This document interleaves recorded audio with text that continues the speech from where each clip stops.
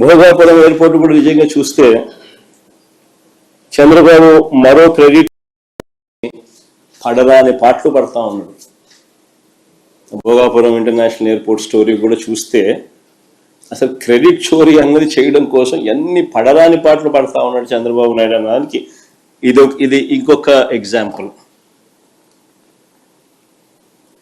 వాస్తవంగా చంద్రబాబు నాయుడు గారు ఈ భోగాపురం ఎయిర్పోర్ట్ ఇంటర్నేషనల్ ఎయిర్పోర్ట్ పేరుతో పెద్ద ఎత్తున భూదోపిడీకి ప్లాన్ చేసినాడు ఈ పెద్ద మనిషి ఆయన హయాంలో. మీ అందరికీ కూడా గుర్తుండే ఉంటుంది, 2014 నుంచి 19 మధ్యలో ఆయన ముఖ్యమంత్రిగా ఉన్నప్పుడు మొదట ఈ ఎయిర్పోర్ట్కు 15,000 ఎకరాలు కావాలన్నాడు. అందరికి గుర్తుండే ఉంటుంది. ఎయిర్పోర్ట్ కేంద్రానైనా 15,000 ఎకరాలు ఏంద్రానైనా అని చెప్పి ప్రజలు విస్తుపోయినారు. తర్వాత 5,000 ఎకరాలు అన్నాడు. మన ఎయిర్పోర్ట్ కేంద్రానైనా 5,000 ఎకరాలు ఏంద్రానైనా అని చెప్పి నిజంగా ప్రజలు ఈ మనిషి చిత్తశుద్ధిని ప్రజలు సీరియస్గా శంకించి ఏకంగా ఈ ప్రాజెక్టుకు వ్యతిరేకంగా 130 కోర్టు కేసులు ఫైల్ అయినాయి.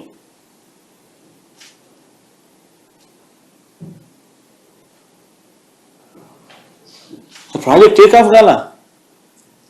తర్వాత మేము అధికారంలోకి వచ్చిన తర్వాత ప్రాజెక్ట్ సైజును 2,200 ఎకరాలు ఎయిర్పోర్టుకు, ఇంకొక 500 ఎకరాలు ఏరో సిటీకి, మొత్తం 2,703 ఎకరాలకు కుదించి what is reasonable, what is the size. నెట్లోకి వెళ్ళి ఆల్ ది ఇంటర్నేషనల్ ఎయిర్పోర్ట్స్ ఏ సైజుల్లో ఉన్నాయని ఒకసారి బటన్ నొక్కినారనుకో 2,700 ఎకరాలు అనేది బ్రహ్మాండమైన సైజు కింద కనిపిస్తుంది, ఒక చంద్రబాబు నాయుడు స్కాములు చేసే కార్యక్రమం తప్ప.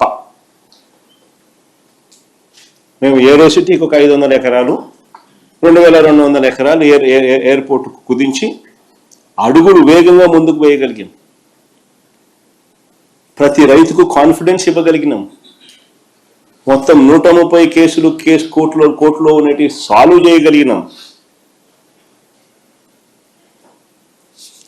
సాల్వ్ చేసి భూసేకరణ పూర్తి చేసి 3 గ్రామాలలో సుమారు 400 కుటుంబాలను తరలించి దాదాపుగా 960 కోట్ల రూపాయలు ఖర్చు చేసి ల్యాండ్ అక్విజిషన్ పూర్తి చేసినాం. 960 కోట్ల రూపాయలు ఖర్చు చేసినాం. టైం పెట్టినాం, ఎనర్జీ పెట్టినాం, కోర్టు కేసులు సాల్వ్ చేసినాం. 3 గ్రామాలలో 400 కుటుంబాలను తరలించి వాళ్ళకి కాలనీ కట్టినాం.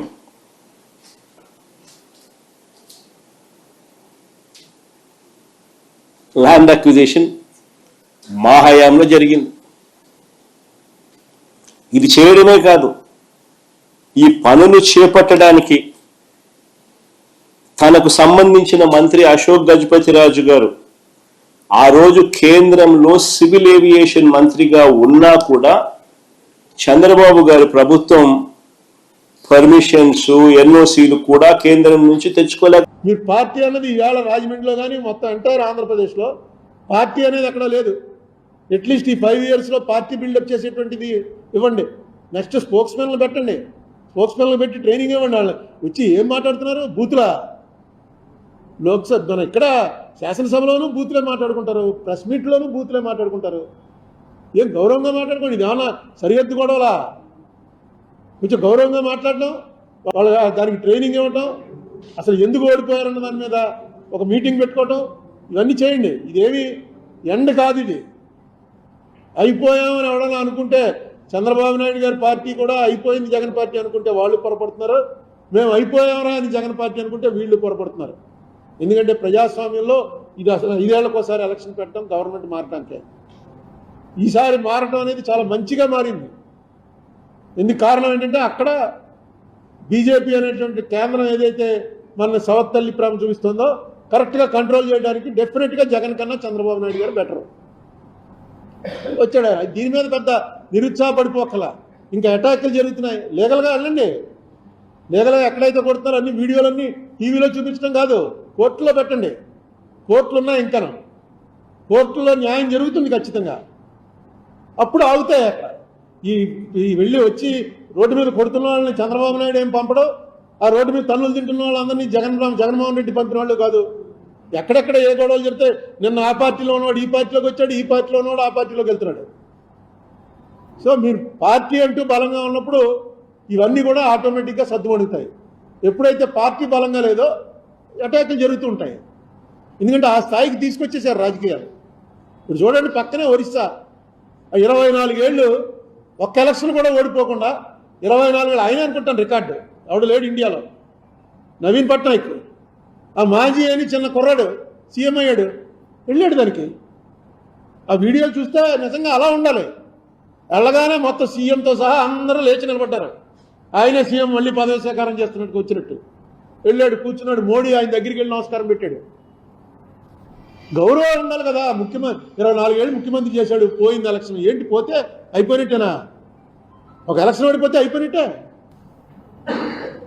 చంద్రబాబు నాయుడు పదవి స్వీకారం జగన్మోహన్ రెడ్డి రాడు, జగన్మోహన్ రెడ్డికి చంద్రబాబు రాడు. ఏంటో అర్థం అవట్లేదు. అక్కడేమో మోడీ పదవి స్వీకారానికి కాంగ్రెస్ వాళ్ళు వెళ్ళరు. మీరు ఎవరో శత్రువులా? విరోధులు, రాజకీయ విరోధులు కూడా తప్పన్నాడు భగవత్. ఆర్ఎస్ఎస్ భగవత్ గారు నిన్న ఏమన్నాడు? విరోధం అన్న మాట కూడా తప్పే. ప్రతిపక్షం వాళ్ళు, మీరు అధికార పక్షం, వాళ్ళు ప్రతిపక్షం, అంతే తప్ప విరోధం అన్న మాట కూడా వాడకండి. విరోధని ఆయన వాడాడు, ఎవరు వాజ్పేయి గారు. మనం విరోధులమే కానీ శత్రువులం కాదని ఆయన ఒకసారి చెప్పాడు. ఈయన అంతకన్నా మంచి మాట చెప్పాడు. నిజంగా అంతే కదా. ఏముంది ఎలక్షన్ డబ్బులు, నేను అనుకోవడం డబ్బుల వల్ల అంత పెరిగిపోతుంది. ఇప్పుడు 175 స్థానానికి మినిమం 50 కోట్లు ఖర్చు అయింటుందిగా రెండు పార్టీల వాళ్ళకి కలిపి. ఏమైనా తక్కువ అవుతుందా? యావరేజ్ ఇంకా ఎక్కువైంది తెలుసు నాకు. 50 కోట్లు అంటే ఎంత అయింది? 17,500 కోట్లలో సగం, 8,750 కోట్లు. 8,750 కోట్ల రూపాయలు ఖర్చు అయిన తర్వాత దీనికోసం ఈ అధికార పీఠాన్ని పాడుకున్నారన్నమాట. కొట్టుకుని 8,750 కోట్ల రూపాయలు ఖర్చు పెట్టారు. అంటే దాదాపుగా పోలవరం ఈ రాక్ఫీల్డ్ డ్యామ్ పూర్తయిపోతుంది, మొత్తం అయిపోతుంది. ఓన్లీ రిహాబిలిటేషన్ ఖర్చు తప్ప మిగతా పోలవరం అంతా అయిపోతుంది. దీన్ని ఇలా పెంచుకుంటూ పోతున్నారు. నెక్స్ట్ ఎలక్షన్కి ఎంతో తెలియదు. మొత్తం డబ్బులు ఉన్నవాళ్ళు, కారులో తిరిగే వాళ్ళు అందరూ తీసేసుకుంటున్నారు. ఏముందా మనకి, ఆడు ఇస్తున్నాడు వీడు ఇస్తున్నాడు, తీసుకుంటే 10,000 వస్తుంది, ఇంట్లో 4 ఓట్లు ఉంటే తీసేసుకుందామని. ఎక్కడ పోతుంది ఇది? కనీసం ఎవరైతే తీసుకోవడానికి ఇంట్రెస్ట్ లేదన్న వాళ్ళు వచ్చి ప్రజల్లో ఒక అవేకనింగ్ పెట్టాలి.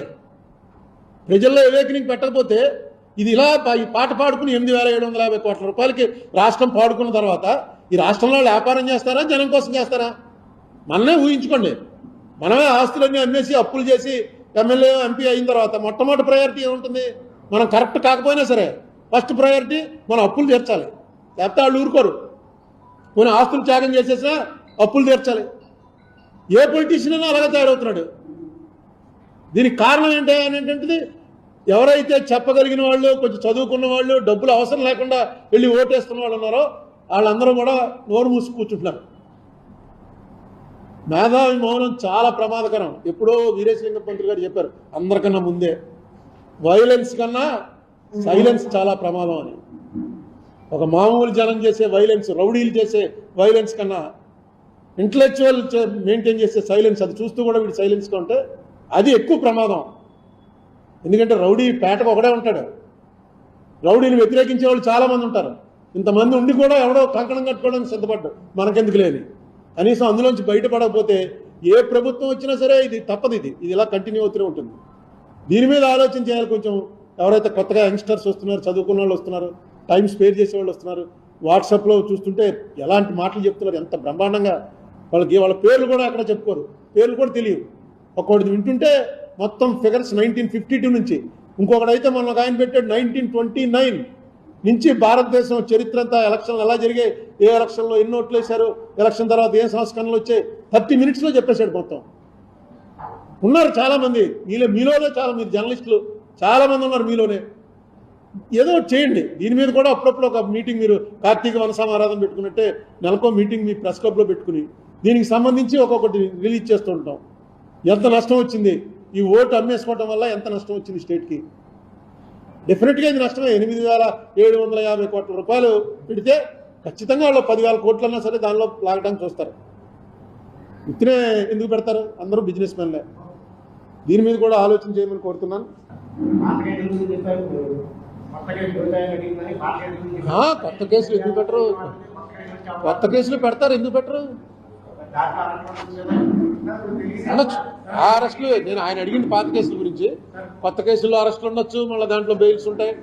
ఇవన్నీ ప్యారలల్ గా రన్ అవుతుంటాయి. అంటే పవన్ కళ్యాణ్ ఒక మాట అన్నాడు, మంచి మాట అన్నాడు. అది నేను ముందు నుంచి చెప్తున్నాను మీకు.